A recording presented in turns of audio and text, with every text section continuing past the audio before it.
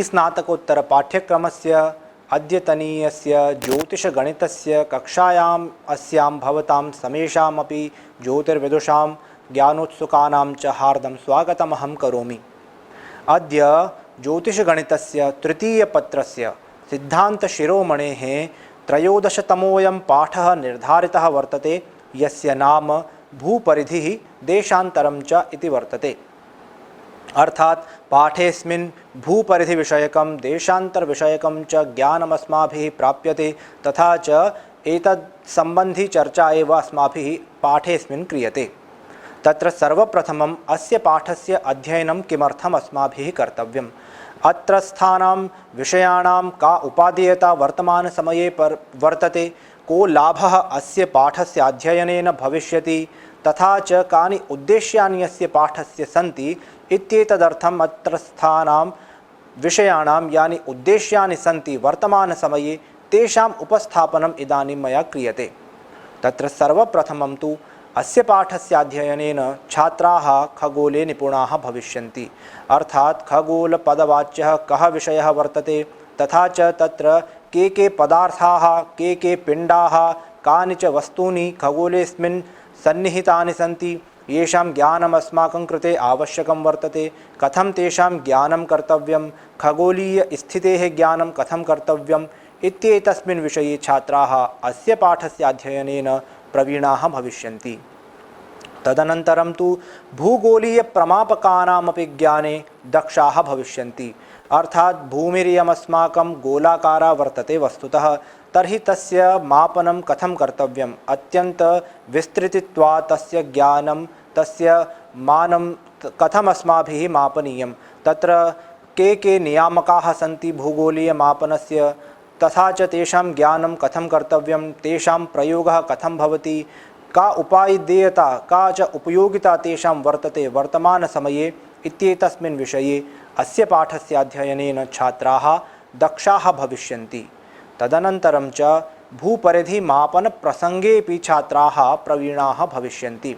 अर्थात् भूपरिधेः मापनं किमर्थं कर्तव्यं, भूपरिधिमापनस्य कः विधिः वर्तते इत्येतस्मिन् विषये तस्य साधनस्य, प्रयोगस्य, विधेः, तथा च तस्य विधेः का उपपत्तिः वर्तते इत्येतेषां समेषामपि विषयाणां सम्यक्तया ज्ञानं छात्रेभ्यः अस्य पाठस्य अध्ययनेन भविष्यति। तदनन्तरं च देशान्तरसाधनप्रसङ्गेऽपि छात्राः अस्य पाठस्य अध्ययनेन पटवः भविष्यन्ति। देशान्तरसाधनं तु अत्यन्तावश्यकं वर्तते ग्रहस्पष्टीकरणप्रसङ्गे। अतः देशान्तरसाधनस्य कः विधिः वर्तते, का रीतिः वर्तते, यया रीत्या देशान्तरसाधनं जायते तस्याः रीत्याः ज्ञानं सम्यक्तया भविष्यति अस्य पाठस्य अध्ययनेन। अतः एतान्येव उद्देश्यानि सन्ति अस्य पाठस्य। तदनन्तरम् इदानीं वस्तुतः ग्रहाणां गणना स्फुटीकरणप्रसङ्गे सामान्यतया मन्दफलशीघ्रफलादीनां चर्चा प्रामुख्येन भवति। तथैव ग्रहाणां स्वस्थानीयकरणार्थं देशान्तरप्रभृति विषयाणां चर्चा मुख्यत्वेन आयाति। यतो हि वयं सर्वे जानीमः यत् शास्त्रस्यास्य त्रिस्कन्धात्मकस्य ज्योतिषस्य मुख्यप्रयोजनं वर्तते ग्रहस्पष्टीकरणं। तर्हि ग्रहस्पष्टीकरणस्य का प्रक्रिया वर्तते, ग्रहस्पष्टीकरणप्रक्रियायां सर्वप्रथमं किं भवति, तदनन्तरं किं भवति, कथं ग्रहस्पष्टीकरणं जायते। यतो हि गणितागतः मध्यमग्रहः यः भवति स तु लङ्कादेशीयः भवति, मध्यरेखादेशीयः भवति, परन्तु अस्माकं स्थानं रेखादेशात् भिन्नं भवति। अतः अस्माकं स्थानाभिप्रायिकग्रहसाधनप्रसङ्गे तत्र के संस्काराः आवश्यकाः भवन्ति, तत्र देशान्तरप्रभृतीनां विषयाणां संस्काराणां चर्चा बहुत्र अस्माकं शास्त्रे विभिन्नग्रन्थेषु उपलभ्यते। देशान्तरादीनां ज्ञानमिदं भूपरिधिज्ञानं विना दुष्करं वर्तते। अर्थात् देशान्तरज्ञानार्थं भूपरिधिज्ञानं तु अनिवार्यत्वेन प्राथम्येन आवश्यकं वर्तते। भूपरिधिज्ञानानन्तरमेव देशान्तरज्ञानं जायते। अतः एतदर्थमेव प्रायशः सर्वेष्वपि सिद्धान्तग्रन्थेषु भूपरिधिप्रसङ्गः आदौ एव वर्तते। तत्र प्राचीनकाले दैर्घ्यविस्तारयोः परिमाणज्ञानं परमाणोः आरभ्य योजनपर्यन्तमानेनैव भवति स्म। यतो हि भूमिरियम् आकाशे निराधारा वर्तते, अतः भास्कराचार्येण प्रमाणरूपेण स्वकीयग्रन्थे सिद्धान्तशिरोमणौ प्रतिपादितमपि वर्तते यत् स्वशक्त्या भूमिगोलोऽयं निराधारोऽस्तिखे स्थितः पृथुत्वात् समवद्भाति चलोप्यचलवत् तथा। अर्थात स्वकीय निज धारणात्मिकया शक्त्या एव भूमिगोलोऽयं भूमेः पिण्डोऽयं निराधारो एव आकाशे स्थितः वर्तते, तथा च अत्यंत विशालत्वात् समवद्भाति समतलदर्पणोदरवत् भाति भूमिपिण्डोऽयं अस्माकं कृते। तथा च एवमेव प्रकारेण चलायमान भूत्वापि अचलवत् प्रतिभाति पिण्डोऽयं भूमेः। भूमिरियं बहुविस्तृता रत्नगर्भा च वर्तते। अस्याः भूमेः परिधिः कियद् अस्ति इत्यस्मिन् प्रसंगे आचार्येषु वैषम्यापत्तिः दृश्यते। सर्वेपि विद्वांसः सामान्यतया तु इति आमनन्ति यत् लङ्कादेशस्य भूमध्ये स्थितत्वात् तद्देशीयः भुवो वृत्तपरिणाहो मध्यमभूपरिधिः स्वीकुर्वन्ति। तत्र शाब्दिकव्युत्पत्त्यैव ज्ञायते यत् भूमेः परिधिः अर्थात भूमेः परिणाहः इति भूपरिधिः वर्तते। वस्तुतः कस्मिन्नपि गोले यत्र कुत्रापि मध्यस्थानं भवितुमर्हति तस्य सम्पूर्णस्यापि पिण्डस्य गोलत्वात्, परन्तु खगोलशास्त्रे व्यवहारार्थम् एकस्य प्रदेशस्य मध्यमाख्यस्य प्रदेशस्य कल्पनायाः आवश्यकता तु भवत्येव। अतः भूमौ अस्मिन् एकस्य मध्यप्रदेशस्य कल्पना आवश्यका वर्तते, अनिवार्या च वर्तते। अतः एतदर्थमेव अस्माकं प्राचीनैः दैवज्ञैः अस्यां भूमौ समेषां जनानां स्थितिमानादीनां निर्धारणार्थं समेषामपि जनानां का स्थितिः वर्तते भूगोलेऽस्मिन् तस्याः स्थितेः तथा च तेषां मानादीनां निर्धारणार्थं लङ्कायां कोटिरोमकपत्तन सिद्धपुर सुमेरु वडवानलश्चैतेषु 90 भूपृष्ठस्थ प्रमुख षड्स्थलेषु लङ्का एव भूमध्यत्वेन कल्पिता।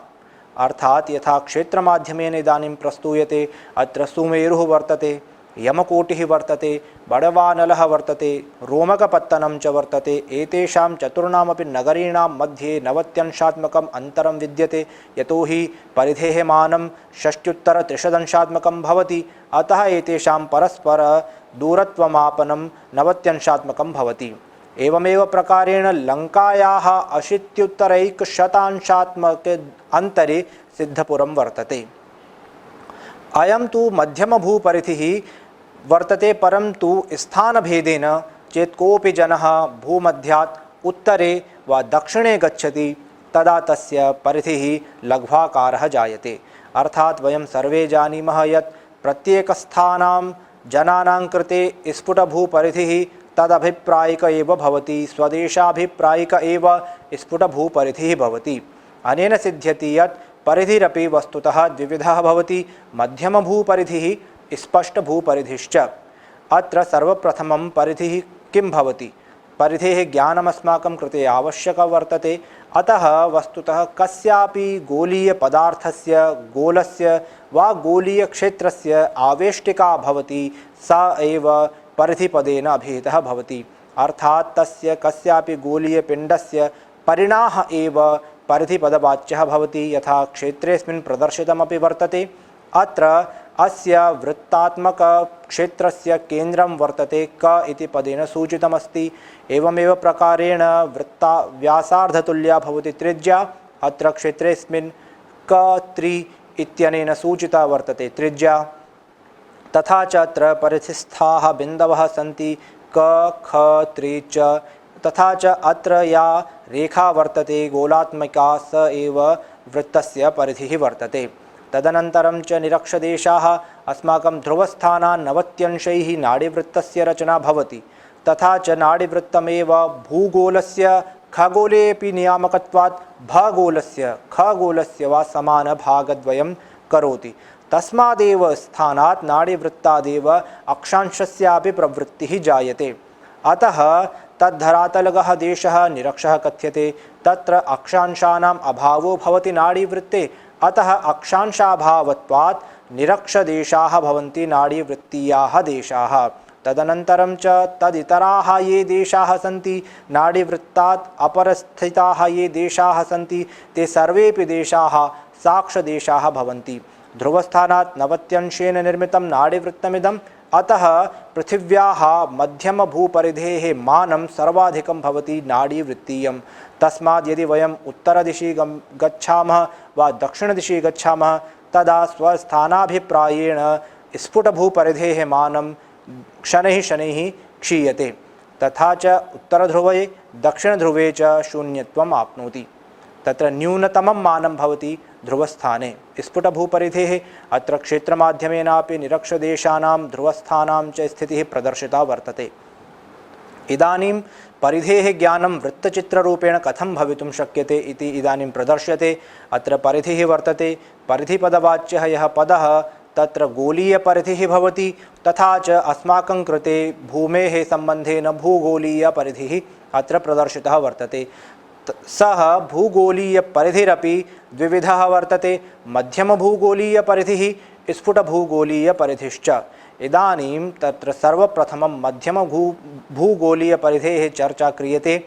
तत्र मध्यमभूपरिधेः मूलश्लोकः वर्तते सिद्धान्तशिरोमणौ यत् प्रोक्तो योजनसंख्यया कुपरिधिः सप्ताङ्गनन्दाब्धयस्तद्व्यासः कुभुजङ्गसायकभुवोऽथ प्रोच्यते योजनम् याम्योदकपुरयोः पलान्तरहतं भूवेष्टनं भांशहृत् तद्भक्तस्य पुरान्तराध्वन इह ज्ञेयं समं योजनम्।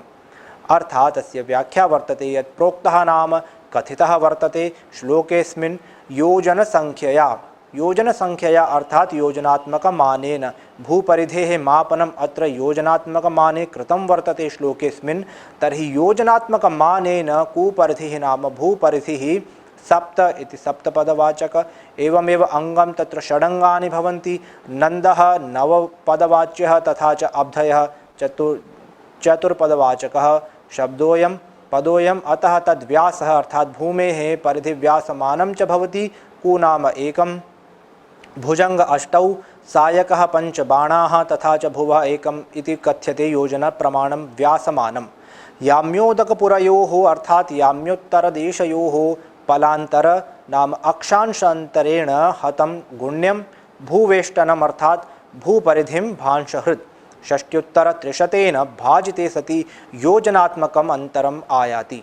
अर्थात् सरलार्थः वर्तते अस्य श्लोकस्य यत् योजनमाने गणनायां भूपरिधिमानं भवति 33,500 योजनात्मकं, तथा च भूमेः व्यासमानं भवति 81,1500 योजनमितं।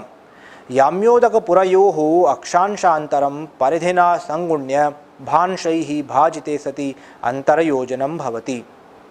अत्र का उपपत्तिः वर्तते, अस्याः रीतेः का उपपत्तिः, अस्य विधेः च का उपपत्तिः वर्तते, तत्र तावत् सर्वप्रथमं तु सर्वेपि ग्रहाः स्वकीयकक्षायां समानमेव योजनात्मिकया गत्या भ्रमन्ति।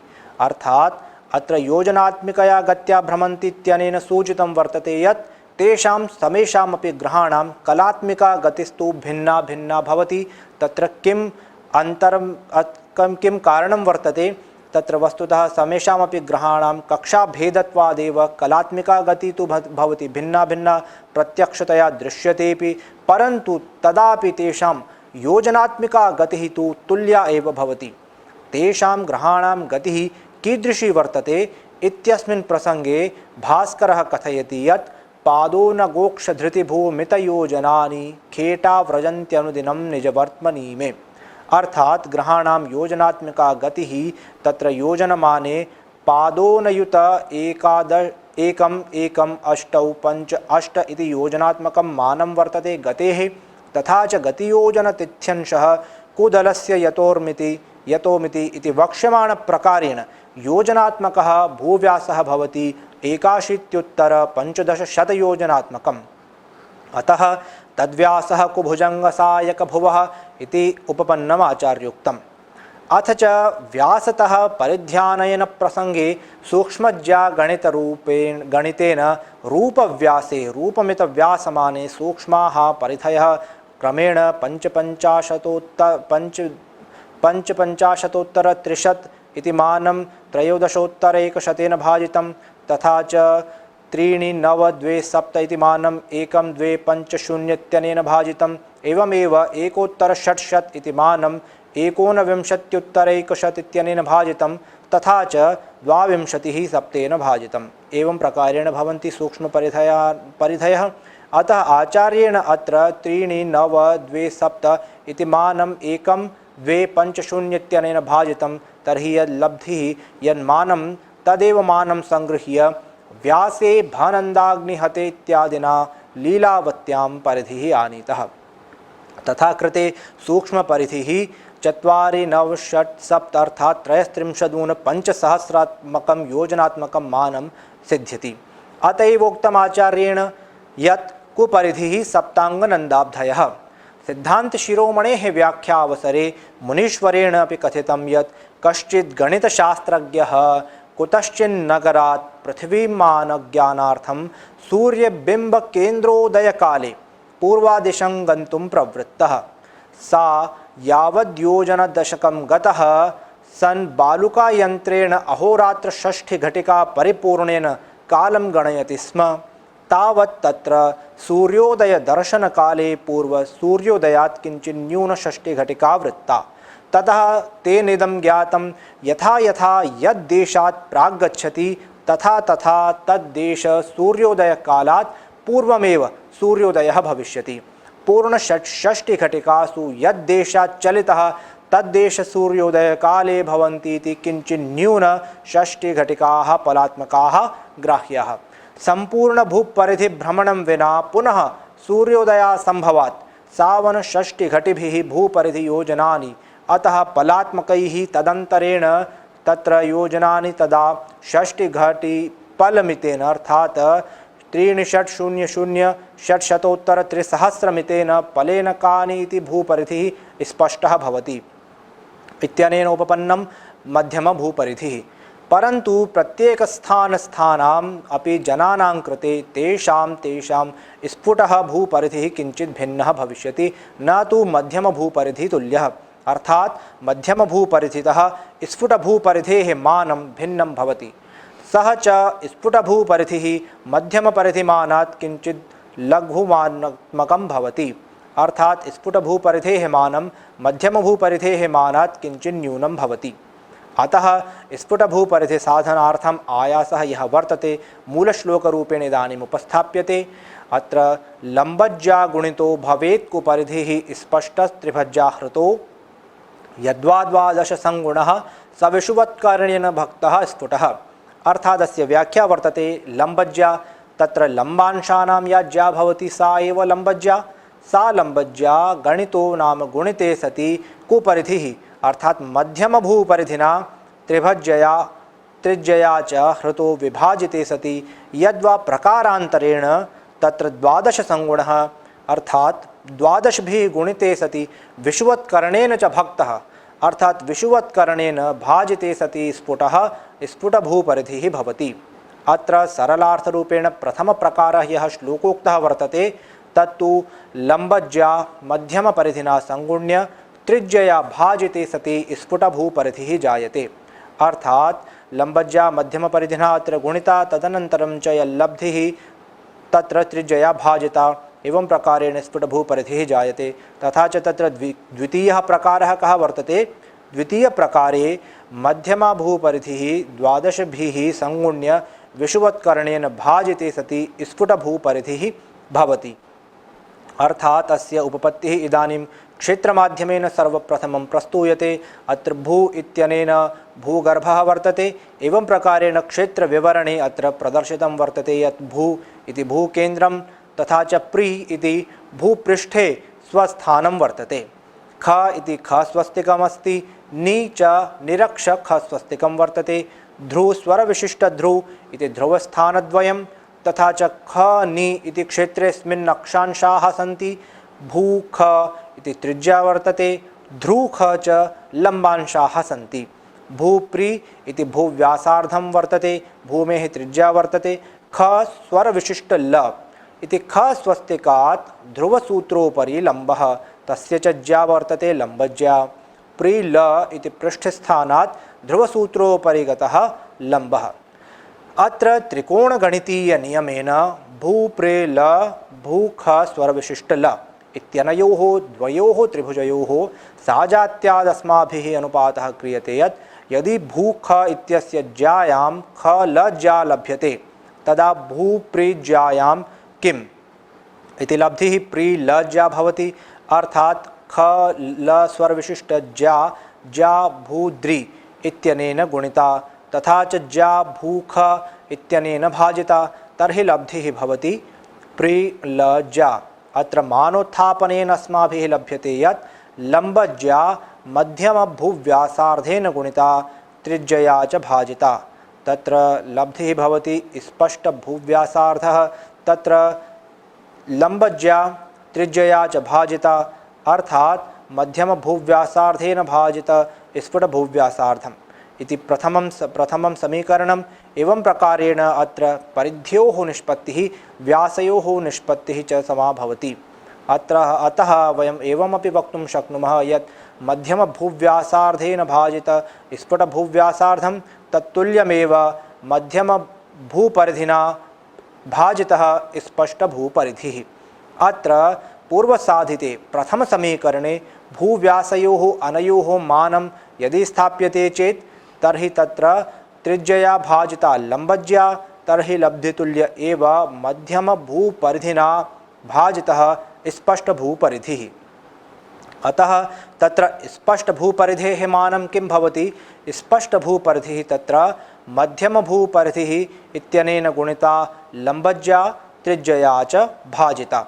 अर्थात् तत्र अनुपातः भवति यत् यदि त्रिज्यायां मध्यमभूपरिधिः लभ्यते तर्हि लम्बज्यायां किं?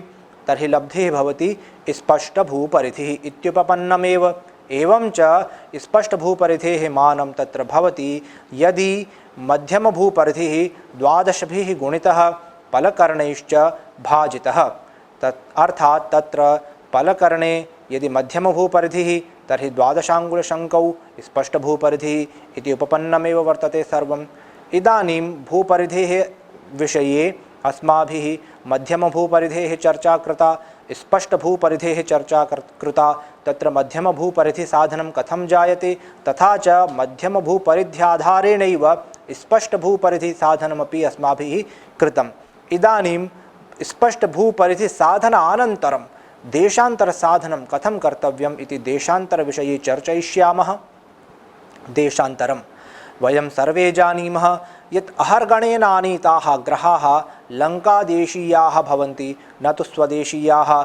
अहर्गणेन आनीताः ग्रहाः वस्तुतः मध्यमग्रहाः भवन्ति, तत्र गणितागताः ग्रहाः भवन्ति। अतः एते गणितागताः ग्रहाः लङ्कादेशीयाः भवन्ति, न तु स्वदेशीयाः। अतः एतेषां लङ्कादेशीयानां वा निरक्षदेशीयानां ग्रहाणां स्वदेशीयकरणार्थं तत्र कः विधिः वर्तते? स्वदेशीयकरणार्थं तत्र बहवः संस्काराः सन्ति, कश्चित् संस्कारविशेषस्य च आवश्यकता तत्र भवति। अतः एतदर्थमेव देशान्तरसंस्कारेण यदा लङ्कादेशीयग्रहाः संस्कृताः स्वदेशीयाः जायन्ते, तत्र देशान्तरं भवतः वस्तुतः देशयोः अन्तरं भवति। देशान्तरं किं नाम देशान्तरम् इति पृष्टे सति देशयोः अन्तरं भवति देशान्तरं। तर्हि पुनः अस्माकं मनसि जिज्ञासा इयं जायते यत् कयोः देशयोः अन्तरं देशान्तरं भवति? तत्र कौ द्वौ देशौ वर्तते ययोः अन्तरं भवति देशान्तरसंज्ञकं। तत्र वस्तुतः रेखादेशस्वदेशयोः अन्तरमेव देशान्तरनाम्ना अभिहितो भवति। अर्थात् ये रेखादेशाः सन्ति तत्र मध्यरेखादेशीयाः सर्वेपि देशाः, लङ्कादेशीयाम्युत्तरवृत्तस्थाः सर्वेपि देशाः रेखादेशाः भवन्ति। तथा च स्वस्थानाभिप्रायिकः स्वदेशः भवति। भूमौ तिष्ठति यो यत्र पृष्ठस्थानं तदुच्यते स एव स्वदेशोऽपि तस्य कथ्यते गणितागमे इत्यनेन यः स्वदेशः भवति स्वदेशाभिप्रायिक तथा च रेखादेशाभिप्रायिकं यदन्तरं भवति द्वयोः देशयोः मध्ये तदेव देशान्तरं भवति। तदन्तरं च पूर्वापरान्तरं भवति, न तु याम्योत्तरान्तरं।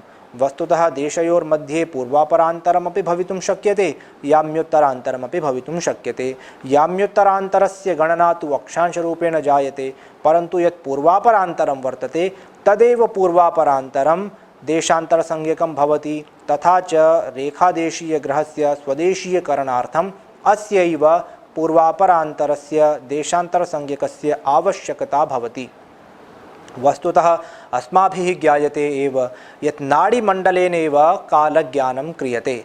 एतदर्थमेव नाडीमण्डलस्यापरनाम कालवृत्तमपि वर्तते। नाडीवृत्तम् अत्र नाम्नैव ज्ञायते, यत्र षष्टिनाड्यः सन्ति, यत्र नाड्यीनाम् अङ्कनं भवति, यत्र कालाङ्कनं भवति, कालज्ञानं येन वृत्तेन जायते, तदेव नाडीमण्डलं नाडीवृत्तं वा। अतः नाडीवृत्तधरातलस्थाः देशाः निरक्षदेशाः भवन्ति, तत्र अक्षांशानाम् अभावो भवति। अतः लङ्कादेशस्य याम्योत्तरवृत्तं रेखावृत्तं, लङ्कादेशः निरक्षदेशः वर्तते, नाडीवृत्तस्थः वर्तते, तथा च तस्यैव याम्योत्तरवृत्तं रेखावृत्तसंज्ञकं भवति। तथा च तत्रस्थाः देशाः तत्र याम्योत्तरवृत्तस्थाः सर्वेपि देशाः लङ्कादेशीय याम्योत्तरवृत्तस्थाः इति विशेषेण सूच्यते। सर्वेपि देशाः रेखादेशाः भवन्ति। यथा कमलाकरेण उक्तं यत् एवं मेरुद्वयस्थानाद् वृत्तं लङ्का गतं हि तत् स्वरेखानगराणां तु वृत्तं रेखाभिदं किल। यत्र स्वाक्षांशकैस्तुल्या रेखावृत्तेक्षभागकाः स्वीयं तदेव रेखाख्यं नगरं नेतरत् ततः। तत्र के देशाः सन्ति रेखादेशाः इत्यस्मिन् सन्दर्भे आचार्य भास्करेण उक्तं यत् यल्लङ्कोज्जयिनी पुरोपरि कुरुक्षेत्रादिदेशान् स्पृशन् सूत्रं मेरुगतं बुधैर्निगदिता सा मध्यरेखा भुवः। अर्थात या रेखा लङ्कादेशादारभ्य उज्जयिनी पुरोपरि गता, तदनन्तरं च कुरुक्षेत्रादिदेशान् स्पृशन्, कुरुक्षेत्रादिदेशान् स्पृशन् नाम कुरुक्षेत्रोपरि गता, एवमेव प्रकारेण अग्रेपि देशाः सन्ति, तान् देशान् स्पृशन् मेरुगतं यत् सूत्रं सुमेरुगतं कुमेरुगतं च अर्थात लङ्कादेशस्य यद् याम्योत्तरवृत्तं वर्तते स एव वृत्तं बुधैर्निगदिता मध्यरेखा भुवः। अस्माकं भुवः पृथिव्याः प्राचीनाभिमता मध्यरेखा एषा एव वर्तते। इदानीं प्रसङ्गेऽस्मिन् श्रीपतिनापि स्वमतं स्थापितं, तत्र देशानां वर्णनं च कृतं। यथा लङ्का कुमारी नगरी च काञ्ची पन्नाटमद्रिश्च सितः षडास्यः श्रीवत्सगुल्मं च पुरी ततश्च माहिष्मती चोज्जयिनी प्रसिद्धा स्यादाश्रमो अस्मान्नगरं सुरम्यं ततः परं पट्टशिवाभिधानं श्रीगर्गराटं च पुरोहिताख्यं स्थाण्वीश्वरं शीतगिरिः सुमेरुः इति स्मयाम्योत्तरगां धरायां रेखामिमां गोलविदो वदन्ति अन्यानि रेखास्थितभाजिलोके ज्ञेयानि तज्ञैः पुटभेदनानि। एषु रेखादेशेषु स्वाक्षांशसमाः अक्षांशाः यत्र भवन्ति तदेव स्वकीयं रेखानगरं भवति। अर्थात रेखादेशाः निरक्षदेशाः न भवन्ति। तत्र लङ्कादेशः निरक्षदेशः वर्तते, तथा यथा यथा वयं ध्रुवं प्रति अभिसरामः तथा तथा लङ्कादेशीय याम्योत्तरस्थाः ये देशाः ते मध्यरेखादेशीयाः तु सन्ति। तत्र देशान्तरसंस्कारस्य आवश्यकता तु न वर्तते, परन्तु अक्षांशोत्पत्तिः जायते। अर्थात तेषां रेखादेशानामपि अक्षांशमानं भवति। तर्हि स्वदेशस्य यद् अक्षांशमानं वर्तते तत्तुल्यमेव रेखादेशे तुल्याक्षांशमानकं नगरं यत्र भवति तदेव स्वकीयरेखादेशः भवति। इदानीं प्रसङ्गेऽस्मिन् मूलश्लोकः वर्तते यत्र रेखापुरे स्वाक्षतुल्यः पलस्तन्निजस्थानमध्यस्थितैर्योजनैः खेटभुक्तिहृता स्पष्टभूवेष्टनेनोद्धृता प्रागृणं स्वं तु पश्चाद्ग्रहे। अर्थात श्लोकस्यास्य व्याख्या वर्तते यत् रेखापुरे नाम रेखादेशे स्वाक्षतुल्यः पलः अर्थात स्व अक्षांश समः अक्षांशः यत्र भवति तन्निजस्थान अर्थात रेखादेशस्थितस्थानस्य स्वस्थानस्य च महत्स्थितिर्योजनैः अनयोः रेखादेश स्वदेशयोः अंतरयोजनैः हतानाम गुण्या स्पष्टभूवेष्टनेन अर्थात स्फुट भूपरिधिना हृते नाम भाजिते सति प्रागृणम अर्थात प्राच्यां ऋणं कर्तव्यं स्वं तु पश्चात् अर्थात पश्चिमे सति धनं कर्तव्यम् इति व्याख्या वर्तते श्लोकस्यास्य। अत्र सरलार्थः वर्तते यत् रेखादेश स्वदेशयोः अंतरयोजनं ग्रहगत्या संगुण्य स्फुटभूपरिधिना भाजिते सति यत् फलं लभ्यते तं चेत् स्वदेशः रेखादेशात् पूर्वे स्यात् तदा ग्रहे ऋणं कर्तव्यं, यदि च स्वदेशः रेखादेशात् पश्चिमे वर्तते तर्हि धनं कर्तव्यम्। अत्र उपपत्तिः वर्तते अस्य धनऋणसंस्कारस्यापि। का उपपत्तिः चेत् अनुपातेनात्र देशान्तरं साध्यते।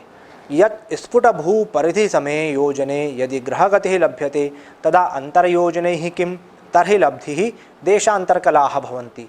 अर्थात अन्तर्योजनगुणितग्रहगतिकलाः स्फुटपरिधिना च भाजिताः। पुनः रेखातः प्राग्देशे ग्रहाणां प्रथममेव दर्शनं भवति। अतः एतदर्थमेव रेखादेशीयग्रहात् इष्टदेशीयग्रहस्य अल्पत्वात् देशान्तरानीतफलेन हीनः ग्रहः इष्टस्थानीयः भवति। पश्चिमे तु देशे सति पश्चाद्ग्रहाणां संदर्शनं भवति, पूर्वे रेखादेशे तदनन्तरं स्वदेशे। अतः तत्र लब्धितुल्यमानं धनं क्रियते ग्रहे। अत्र देशान्तरघटिका साधनार्थमपि मूलश्लोकः वर्तते यत् प्राग्भूविभागे गणितोत्थकालादनन्तरं प्राग्रहणं विधोः स्यात् आदौ हि पश्चाद्विवरे तयोर्या भवन्ति देशान्तरनाडिकास्ताः तद्घ्नं स्फुटं षष्टिहृतं कुवृत्तं भवन्ति देशान्तरयोजनानि घटी गुणा षष्टिहृताद्युभुक्तिः स्वर्णं ग्रहे चोक्तवदेव कार्यम्। अर्थात चंद्रग्रहणावसरे घटिकायंत्रेण स्पर्शकाले रात्रिगतं ज्ञेयं तथा च गणितेन स्पर्शकालः ज्ञेयः। गणितागतकालानन्तरं प्रग्रहणं यदि दृष्टं तदा द्रष्टा रेखादेशतः प्राग्भूविभागे स्थितिः ज्ञेया द्रष्टुः। यतः द्रष्टा च यथा यथा रेखादेशतः प्राग्गच्छति तथा तथा रेखोदयात् प्रागेव आर्कोदयं पश्यति स्वदेशाभिप्रायिकम्। इतः अन्यथा चेत् तदा द्रष्टा पश्चात् भवति। गणितागत मोक्ष स्फुटमोक्षकालयोः घटिकात्मकमन्तरं तत्र षष्ट्या गुणितं स्पष्टभूवेष्टनेन भाजिते सति देशान्तरयोजनानि एव भवन्ति। अथवा किं योजनैः एतज्ज्ञानार्थं यदि षष्टिघट्या ग्रहगतिः लभ्यते तदा देशान्तरघटिभिः किम् इत्यनुपातेन यत् फलम् उपपद्यते तत् फलं प्रागृणं पश्चाच्च धनं भवति इति स्पष्टमेव वर्तते। एवं प्रकारेण देशान्तर संस्कारः अस्माभिः कृतः तथा च देशान्तर ज्ञानमपि सम्यक्तया जातम्। इदानीं सारांशरूपेण वयं वक्तुं शक्नुमः यत् देशान्तरादीनां साधनार्थं परिधिप्रमाणस्य आवश्यकता तु अनिवार्या एव। तत्र परिधिसाधनप्रसङ्गे भास्करानुसारेण भूपरिधेः मानं 33,500 योजनसमं पठितं वर्तते। तथा च परिधिप्रमाणप्रसङ्गे योजनमानेषु भिन्नतावशात् परिधौ अपि भिन्नता समायाति। तथा च रेखादेश स्वदेशयोः पूर्वापरमन्तरं भवति देशान्तरसंज्ञकं याम्युत्तरमन्तरं च चरं भवति। एवं प्रकारेण रेखादेशाः स्वदेशाः च वर्णिताः। तयोः रेखादेश स्वदेशयोः पूर्वापरान्तरं रेखान्तरं देशान्तरं वा कथ्यते। देशान्तरस्य आवश्यकता लङ्कादेशीयग्रहाणां स्वदेशीयकरणार्थं ग्रहस्पष्टीकरणमेव अस्माकम् अभीष्टं वर्तते। अतः स्वदेशाभिप्रायिकग्रहस्पष्टीकरणप्रसङ्गे लङ्कादेशीयः मध्यग्रहः यः भवति तेषां वा तस्य लङ्कादेशीयमध्यमग्रहस्य स्वदेशीयकरणार्थं संस्कारोऽयं निर्धारितः वर्तते। देशान्तरसंस्कारः इत्येतेषां समेषामपि विषयाणां सम्यक् ज्ञानं सरलतया पाठेऽस्मिन् जातम् इत्येवमुक्त्वैव विरमामि। धन्यवादः।